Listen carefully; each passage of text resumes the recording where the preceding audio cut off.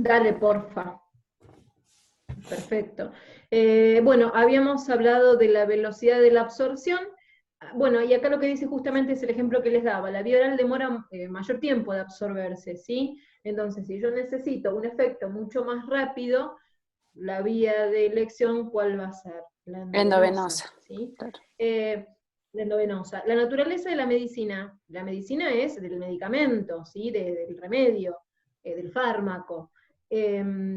Digamos, esto también hay medicamentos que tienen una vía de administración específica para la asimilación. Si yo lo que quiero es un antipruriginoso de acción tópica, obviamente que va a ser tópica la administración, ¿sí? ¿Por qué? Porque el efecto deseado es en la zona. Hay Profe, medicamentos que son, sí, en caso de que no se pueda intravenosa, ¿se puede sublingual? también, sí, hay medicamentos que por excelencia son sublinguales, ¿sí? Porque tienen una tasa de absorción muy alta. Claro. ¿Por qué? Porque abajo de la lengua, después fíjense en el espejo, háganlo, fíjense que tenemos muchos, está recontravascularizado, tenemos muchísimos vasitos que parecen un ramillete de arteriolas. Entonces, uno pone el medicamento abajo de la lengua y tiene una absorción rapidísima. Y eso que las pastillas sublinguales, o la presentación sublingual, es recontra chiquitita, es muy pequeña la pastilla, porque bueno, obviamente porque es una zona muy chiquito, abajo de la lengua no tenemos gran espacio, como por ejemplo para poner sublingual un paracetamol, ¿sí? No nos entraría o tardaría mucho en absorberse. Pero la sublingual sí es una vía de administración rápida también, pero es útil en algunas medicaciones sí, en otras no. No para todas. Tiene que ver con las naturalezas también del fármaco. Y otra cuestión es el estado del paciente. A ver, hay medicaciones que si el paciente tiene dificultad para deglutir, yo no se las voy a pasar vía oral, ¿sí? No le voy a dar un paracetamol a una persona que tiene una parálisis facial con trastorno de la deglución por un accidente cerebrovascular, no le voy a dar un paracetamol, ni un paracetamol, ni un enalapril, ni una aspirina, nada de vía oral, porque tiene un trastorno en su deglución. Entonces, la vía de administración será otra. Un paciente que esté inconsciente, lo mismo, la vía oral está abolida, con lo cual voy a usar la endovenosa o la tópica, ¿sí? Ahora vamos a ver cuáles son. El estado del paciente es algo, muchas veces, que es lo que termina como determinando enfermería, diciendo, bueno, pero si el paciente no deglute, la vía de administración no puede ser oral, sino que tiene que ser otra, o tendré que colocar una sonda nasogástrica u orogástrica para poder administrar la medicación de manera enteral, ¿sí? Pasando la parte oral. ¿Se entendió hasta acá? Sí. Esto es muy sencillo, es un repaso de cuestiones muy de fármaco también. Bien, ahora vamos a pasar a Cari. Espérenme un chiquitín, tin, tin, que yo encuentro la carpeta. Ay, no, salir, me dice. No, salir no. Cancelar. Acá. Ahí abre el Power. Cari no lo puede proyectar porque se conecta al teléfono. Cari no tiene computadora. Ahí estamos. Espérame un chiquitín que yo estoy ahí estoy. Todo tuyo, vos me vas diciendo y yo paso, ¿eh?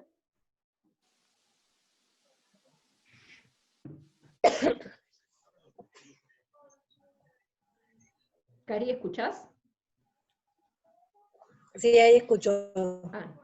Cuando quieras. Yo voy a hablar de las vías de... Yo voy a hablar de la vía de administración de fármacos. Primero que nada, ustedes deben conocer cuáles son las diferentes formas farmacológicas que existen. Vamos a encontrar diferentes preparados. Podemos encontrar los preparados sólidos, los gaseosos y los preparados líquidos.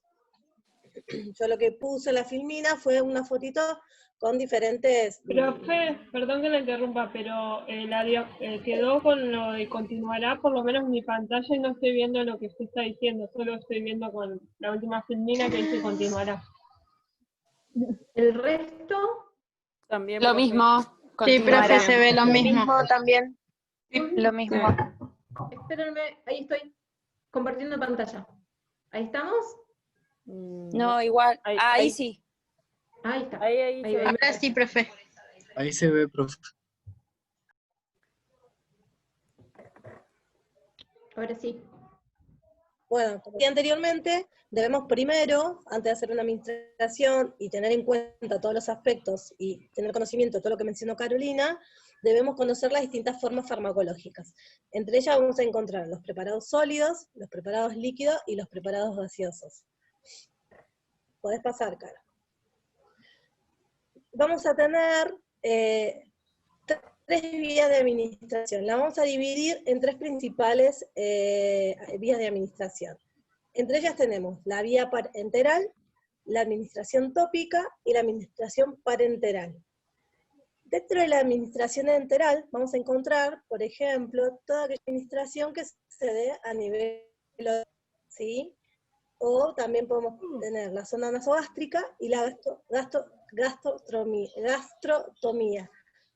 Después les voy a explicar más adelante qué consideraciones y cuidados debemos tener en cuenta para cada una de ellas. Dentro de la administración vamos a encontrar toda aquella que se utiliza en la piel o los diferentes revestimientos, ojos, nariz, oídos, tracto respiratorio, tracto urinario, vagina y recto. Y en la administración parenteral es el tejido subcutáneo, músculos o venas. Bien, ¿qué debemos tener en cuenta cuando realizamos la administración de medicamentos? Por ejemplo, cuando vamos a hacer la administración de la vía enteral, que pueden ser comprimidos, cápsulas o en forma líquida, ¿sí? Por ejemplo, yo les muestro, porque hay algunos medicamentos que vienen en polvo liofilizado, no sé si lo pueden ver. Sí. Sí. Sí. Sí. Y va a estar en forma líquida. Sublingual, que es lo que mencionaban recién y consultaban, también vamos a tener, ¿cuáles son los cuidados que debemos tener? Primero, lo que tenemos que hacer antes de la administración es valorar el nivel de conciencia del paciente y su capacidad para tragar, que es lo que mencionaba Carolina anteriormente. Colocar los comprimidos, ¿sí? O las cápsulas en el vaso de medicación. Para las formas líquidas hay que agitar el frasco, dependiendo qué medicaciones, si es un jarabe hay que prepararlo, si tenemos una forma líquida ya preparada hay que agitarla así para poder mezclar. Y hay que entregarle al paciente. Nosotros debemos quedarnos siempre con el paciente, ¿sí? Hasta que corroborar y verificar que el paciente haya tomado la medicación. Hay que explicarle, hay que consultarle si es alguna cápsula, algún comprimido, lo que debemos ofrecerle un vaso de agua, si él no tiene, ¿sí? Tenemos que conseguir un vaso de agua para que pueda. Después, en el caso del sublingual, ¿sí? Tenemos que tener varias consideraciones. Todo lo que mencionamos anteriormente, pero en este caso es importante explicarle al paciente que no debe masticarlo, que no debe tragarlo, que debe esperar que se disuelva, ¿sí? El comprimido y luego podrá tragar la saliva.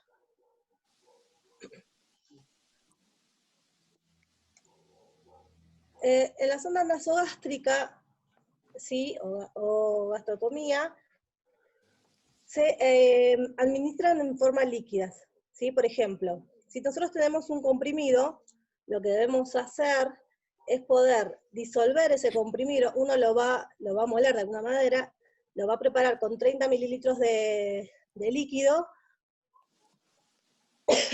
para poderlo disolver y poderlo pasar por la sonda. ¿Por qué? Porque debemos tener cuidado de no, ¿sí? Debemos ver, también valoremos, por ejemplo, hay que, si tiene la sonda, por ejemplo, nasogástrica y está pasando la alimentación, debemos cerrar el circuito de la alimentación antes de administrar la medicación. Verificar mantener la cabecera de la cama elevada durante prevenir la broncoaspiración. Son todos los cuidados que debemos tener en cuenta, ¿sí?, para realizar los diferentes tipos de medicación, tanto para el oral, la sublingual o la nasogástrica o gastrectomía.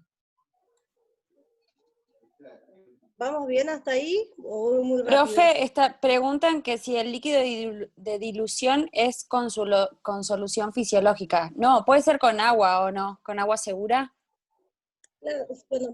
Cuando pasamos, por ejemplo, si tenemos algún comprimido, lo diluimos con 30 mililitros de agua. Una vez que molemos la pastilla, el comprimido, trituramos el comprimido, es como preparar un yogur, ¿sí? Claro. Bien, después podemos pasar, tenemos la administración tópica, que habíamos hablado que era la otra forma de administración. Tenemos una que es la transdérmica. Dentro de la transdérmica lo que podemos encontrar, por ejemplo... Profe, se escucha algo de fondo, Primero que nada, que la interrumpe. Si pueden apagar la radio o la televisión, no sé quién tiene, o silenciarse, porfa. Ahí está. Ahora sí, Cari. Bueno, seguimos. Una de las administración tópica puede ser a través de la transdérmica. En este caso, una de las cosas que vamos a tener en cuenta es, por ejemplo, primero tenemos que tener un parche, ¿sí? Leer bien no sé, valorar la eficacia, sí, necesitar. Debemos colocar guantes antes de manipular este medicamento para evitar la absorción del mismo. Retirar la medicación o el parche previo y limpie la zona. Si emplea una pomada transdérmica, aplique directamente la cantidad prescripta del medicamento. Hay que rotular el parche con la fecha, las horas y las iniciales del paciente. ¿Sí? Siempre importante porque necesitamos saber y tener un control de la hora que hice la aplicación del parche para poderlo retirar, ¿sí? Según la indicación y la cantidad de horas que debamos retirarlo. Después tenemos la oftálmica. Yo tengo algunas cositas. Acá tengo unas gotitas oftálmicas. ¿Sí? Hay que indicarle al paciente que se coloque en decúbito supino o sentado con la cabeza ligeramente inclinada hacia atrás. Hay que tirar suavemente, si esto de tener cuidado, hay que tirar suavemente del prior con la mano no dominante para exponer el saco unguial. ¿Sí? La gotita debe caer, ¿sí?, en el saco unguial. Ahora, este no es este slice, Cari, porque este slice que tenía yo acá es vía ótica. A ver si estoy... no, está bien, no importa. No está acá en el slice la oftálmica, está directamente la vía óptica. No lo puse la oftálmica. No importa, lo dejo acá en la óptica. Y después pasó a la óptica, bueno, ahí pasó la óptica. Bien, en la administración óptica, ¿sí?, hay que indicar al paciente que se tumbe de lado, o que se siente e incline la cabeza de forma que el oído afectado mire hacia arriba.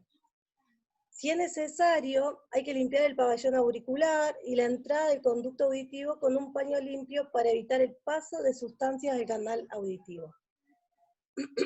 Sostenga el aplicador, ¿sí? Esto va a depender, no tengo, justamente de oído no tengo medicación, hay que sostener el aplicador por encima del canal auditivo e instale el número de gotitas prescripto sobre la pared del canal. ¿Sí? Al igual que en la oftálmica, depende de la prescripción, es la cantidad de gotitas que vamos a aplicar.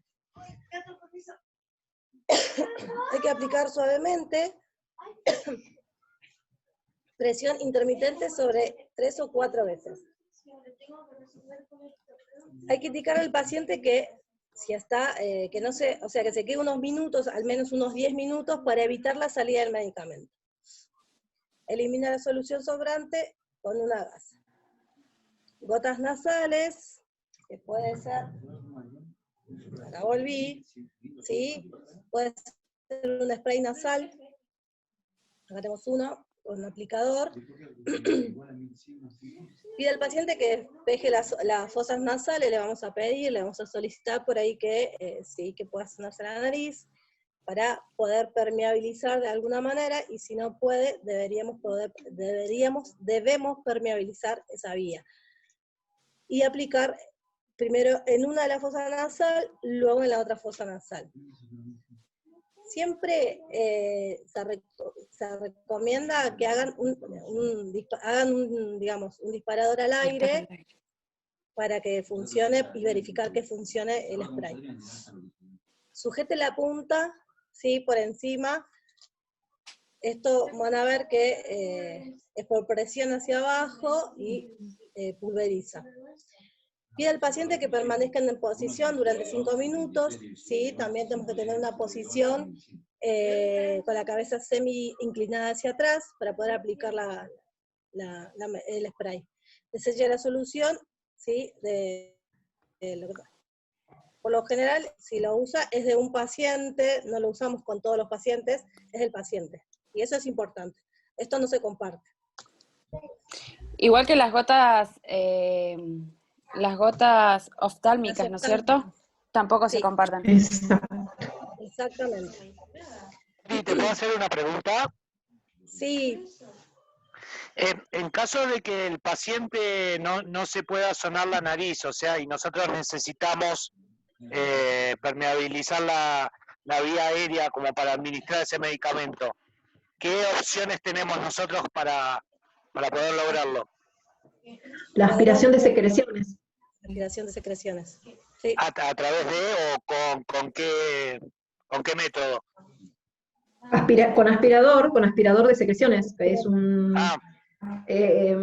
con aire comprimido, digamos, se genera vacío en un frasco con una cánula que es para aspirar secreciones, que es fenestrada, que es redonda, cosa de no lesionar la mucosa de la nariz, que es altamente vascularizada y muy frágil.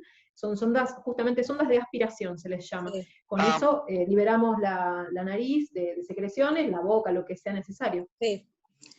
¿Vieron cuando, no sé si te acordás, Ariel, si alcanzaste a ir al hospi? Sí, el año pasado pudiste ir al hospital. Sí, sí. Viste que hay un panel, viste que explicamos que era, bueno, cada una, bueno, ahí tenemos el vacío que es para realizar justamente este procedimiento. Yo la semana que viene les muestro, grabo algún videíto y les muestro. Tengo un videíto que lo grabó André. Te lo paso, bueno. Caro. Sí. Te lo paso. Si no, hacemos un video enseguida, yo te hago video con todo. Grabó un video y hay un pedazo que muestra el panel, para qué es cada uno, y no se lo mostré a primero, porque todavía no lo vimos, y lo guardé. Me lo grabó este año, Andrés. Sí, sino la técnica misma de aspiración nasal, digo, uno puede aspirar la nariz, la boca o el tubo endotraqueal, ¿no? Eso habría que, pero bueno, vamos a ver con qué panorama nos encontramos el finde, si es posible, básicamente por el tema de los aislamientos y los celulares, si uno puede sostener, no estar con este tipo de tecnologías no es lo adecuado adentro de una habitación, ¿no? Pero vamos a ver si se puede, vamos a firmar algo para chiquititos. Bueno, muchas gracias por la aclaración. Sí. Bien, seguimos. Otra de las administraciones tópicas es la vía vaginal, ¿sí? Hay que indicar al paciente que se coloque en decúbito supino con las rodillas dobladas y separadas. Previo a esto, nunca nos debemos olvidar, tenemos que generar un espacio de intimidad para el paciente. Hay que resguardar la intimidad del paciente, eso no nos podemos olvidar nunca, ¿sí? Más en este tipo de procedimiento, que vamos a hablar ahora, el vaginal y el rectal, ¿sí? Porque es muy invasivo para el paciente y le puede generar quizá incomodidad. Indica al paciente que se coloque en decúbito supino con las rodillas dobladas y separadas, ponga lubricante hidrosoluble en un vaso de medicación, hay que colocarse guantes. Si vamos a colocar, por ejemplo, un óvulo, abrir el óvulo, lubrique el extremo redondeado, descubre el orificio vaginal, separando los labios con la mano no dominante, inserte el extremo redondeado del óvulo unos 8 o 10 centímetros sobre la pared posterior de la vagina o tan lejos como alcance. Si se trata de crema, gel o espuma, hay que insertar suavemente el aplicador unos 5 centímetros sobre la pared posterior de la vagina y empujar el émbolo hasta finalizar. Hay que retirar el aplicador, luego que realizamos esto, retiramos el aplicador, ¿sí? Y colocarlo sobre una toalla de papel. Pide al paciente que baje las piernas y permanezca tumbado en decúbito supino lateral durante 5 o 10 minutos tras la administración. Siempre vamos a ir consultándole, vamos a ir observando si manifiesta facies de dolor o si manifiesta que siente dolor o alguna incomodidad. Sí, es muy importante, ¿sí? Todo el tiempo valorar al paciente cuando se están haciendo este tipo de administración de medicamentos. Después tenemos los supositorios rectales. Hay que indicar al paciente, bueno, que se coloque de forma, se tumbe sobre el lado izquierdo, posición SIM, eso ya lo vieron en primer año en las posiciones. Hay que colocarse guantes, hay que abrir el supositorio, lubricar el extremo redondeado, ¿sí? Lubrique el dedo índice enguantado de la mano dominante con lubricante hidrosoluble. Avise al paciente cuando vaya a insertar el supositorio, indíquele que debe realizar inspiraciones lentas, profundas, y exhalar profundamente durante la inserción del supositorio. Con el objetivo, ¿cuál es el objetivo de esto? Que se pueda relajar el esfínter anal.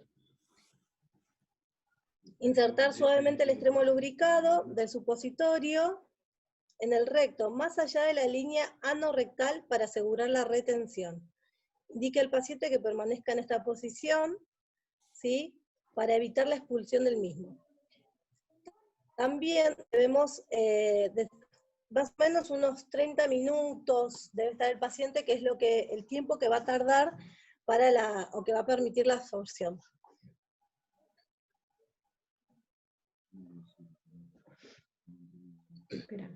Podemos, o sea, ahí vieron, ahí hay una imagen de cómo, ¿sí? La administración vía vaginal, es un óvulo o a través del aplicador. Bien. Bueno, ahora vamos a hablar un poquito, ¿dudas hasta acá?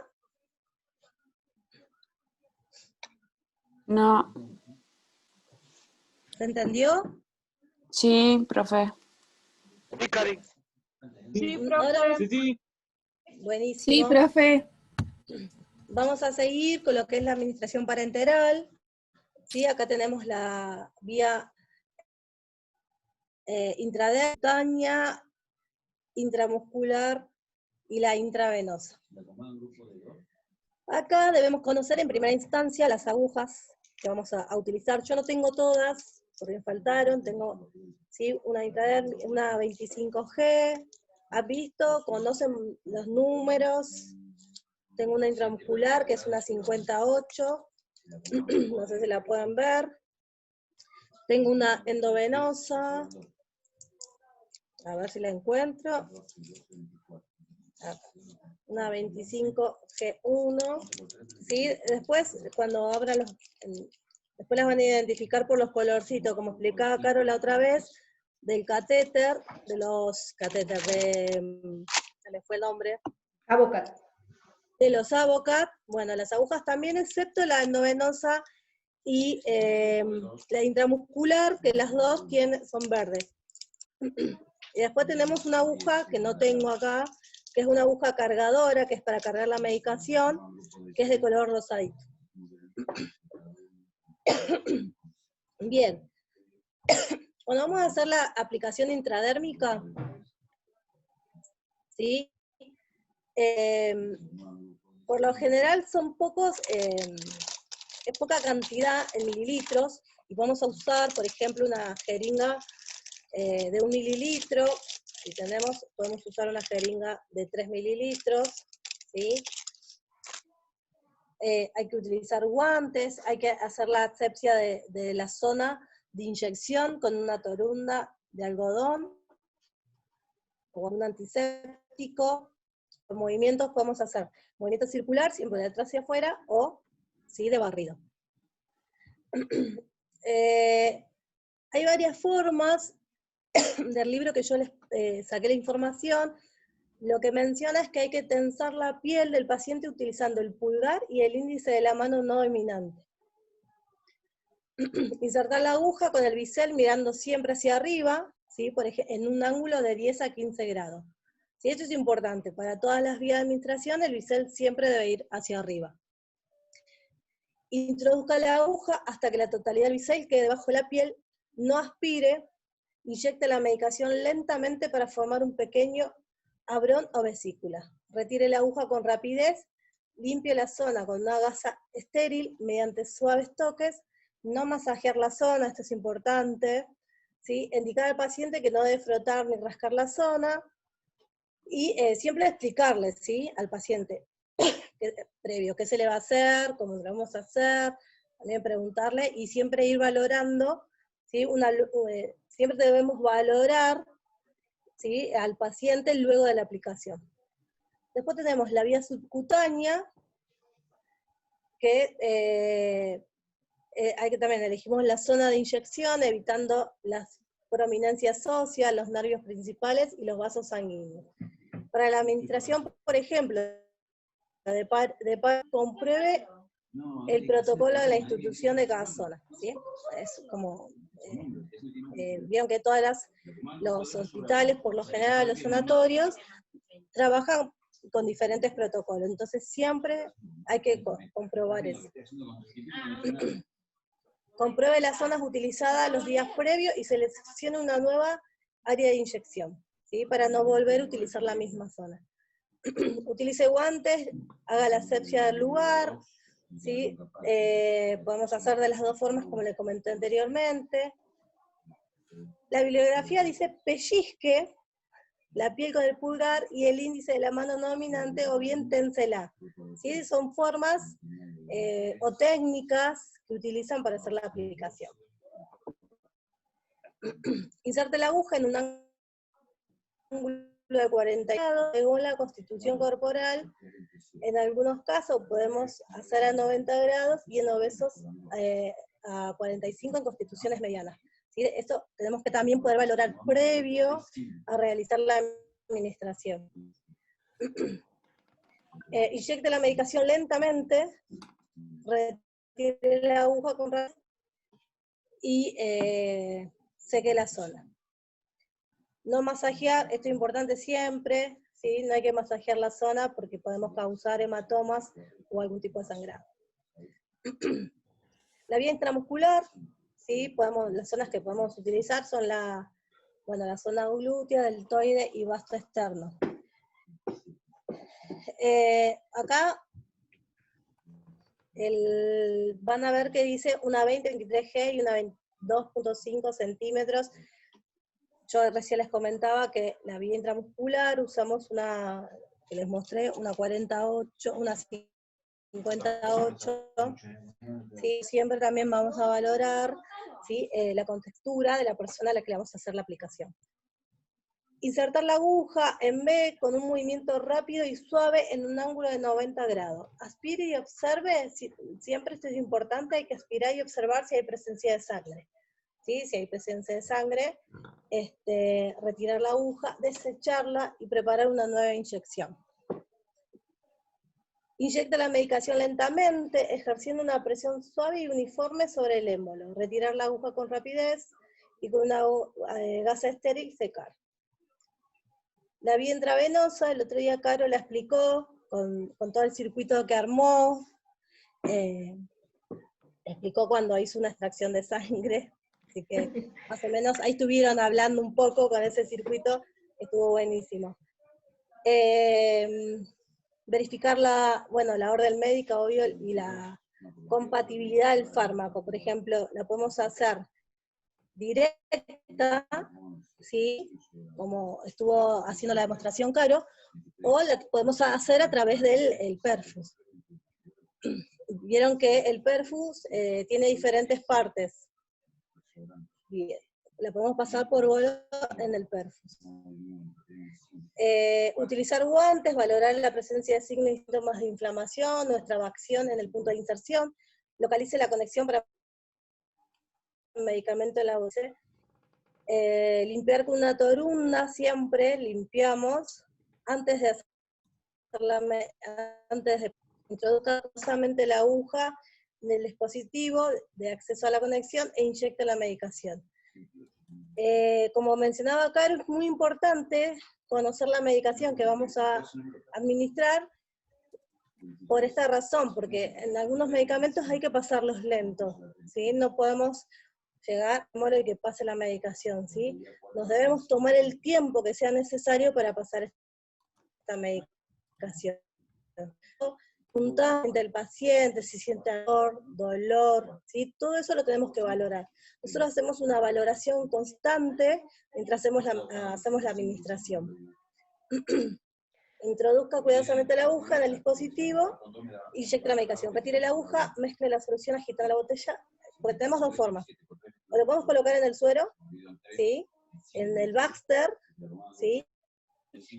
Debemos ver qué tipo de solución estamos utilizando en el Baxter, si es fisiológico o destroza, para ver la compatibilidad de la medicación. Lo podemos pasar directo, lo podemos pasar a través se me fue la palabra. Ya me va a salir. Sí, esas cosas, de estas tres maneras, podemos pasar esta medicación. Ari, ¿te parece que dejemos acá en endovenoso? Sí. Porque no sé si vamos a llegar a completar el tema. Yo para que no se nos corte y volvamos a nuevamente dale. con todo lo Dale. que se tarda en entrar y en salir. ¿Te parece que dejemos acá en endovenoso? Nos quedaría intramuscular, y por ahí podríamos agregar algo de intraóseo para la semana que viene, y hablar de los cuidados de enfermería en relación a la administración de medicación, que es un poco más de lo que venimos hablando también, más que puntualmente por cada vía de administración. ¿Les parece bien? Sí, profe. Bueno, sí.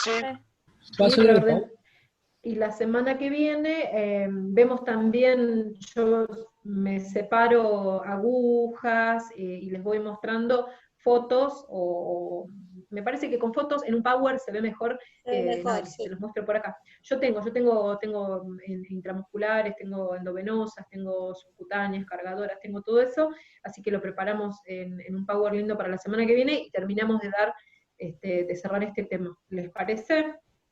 Sí, ¿va a subir este Power o lo va a mandar al grupo también? Sí, se van a subir los Power, que está todo grabado. Sí, quédense tranquilos. Buenísimo, gracias. Gracias. Chicos, tengan un lindo fin de, estudien por favor. Gracias. Igualmente. Nos vemos Hasta la luego. semana que viene. Gracias. Gracias. Chao. Cuídense. Gracias.